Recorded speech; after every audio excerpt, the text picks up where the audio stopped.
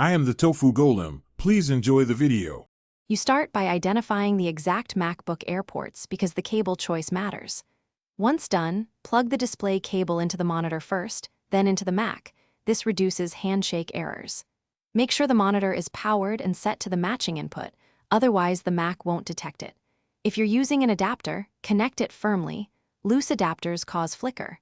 Then unlock your Mac and let the system recognize the external screen before moving to display setup. Once the monitor appears, open System Settings and go to Displays so you can arrange and configure it. You'll see an option to mirror versus extend. Pick Extend for extra desktop space, mirror to match screens.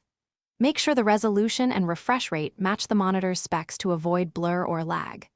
Then, adjust scaling to keep UI legible, enable night shift if needed, and select the correct color profile for accurate color.